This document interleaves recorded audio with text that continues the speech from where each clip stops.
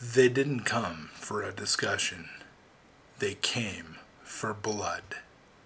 In the dusty streets of Jerusalem, where revolution simmered under Roman boots, a trap was set, not with swords, but with words.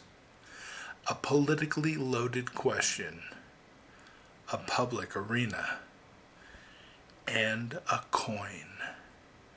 But what Jesus did next silenced his enemies, stunned the crowd, and delivered one of the most brilliant responses in human history, one that still shakes governments, churches, and hearts today. Render unto Caesar what is Caesar's, and unto God what is God's. Now, you've heard it, but you've probably never heard it like this. The scene is Jerusalem. It's Passover week. Tensions are boiling. Rome is on edge. Jewish nationalism is at a fever pitch. And Jesus has just flipped tables in the temple. The religious leaders are furious. The crowds adore him. The Romans are watching. So the Pharisees, experts in law and tradition, and the Herodians, political puppets of Rome, form an unholy alliance. They join forces to ask Jesus one question, but it's not really a question. It's a trap. Teacher, they begin, lacing their words with sarcasm and poison. We know you are true and teach the way of God. You don't play favorites. So tell us, is it lawful to pay taxes to Caesar or not?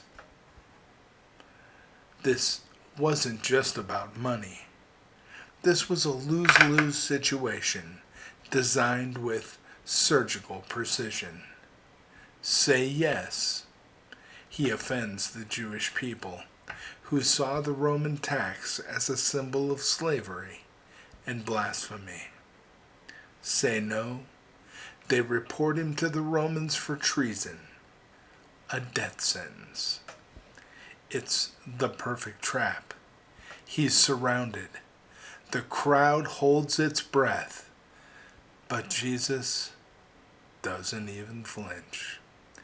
He doesn't answer. He asks, "Show me the coin used for the tax." They hand him a Roman denarius, blazoned with the graven image of Caesar, and an inscription that called Caesar divine. Blasphemy? And yet, here it is, in the temple, in the hands of the Pharisees. He holds the coin up. Whose image is this? Caesar's, they reply. And then with thunderous clarity, render unto Caesar the things that are Caesar's, and unto God the things that are God's. And just like that, he flips the trap upside down. This wasn't evasion. It was revolution. He escapes their trap. He doesn't fall into the binary they've designed. He transcends it. He exposes their hypocrisy. They claim to hate Rome, yet they carry Caesar's coin into the house of God. He redefines authority.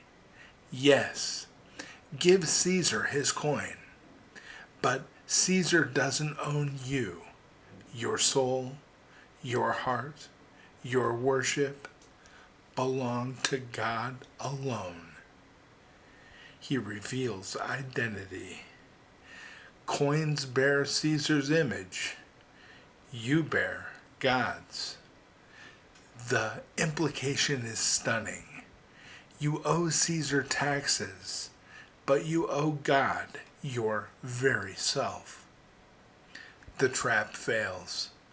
The enemies retreat, amazed, humiliated, and once again speechless. Jesus isn't just wise, he's untouchable. Not because he avoids politics, but because he spoke to the very heart of power without being corrupted by it. They marveled at him and left him. You know, we still carry Caesar's coins, and we still live under earthly powers. But Jesus' words, they echo through every courtroom, every nation, every church, and every heart.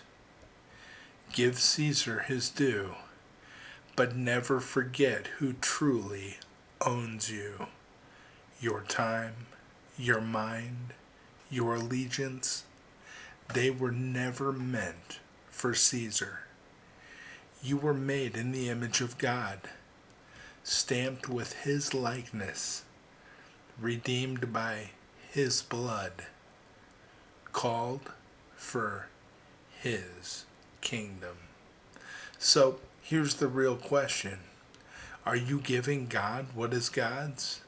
Not just your Sundays, not just your beliefs, but your thoughts, your decisions, your priorities, your dreams. Render your life, because Caesar can demand coins, but only God can ask for you. God bless you, my friends.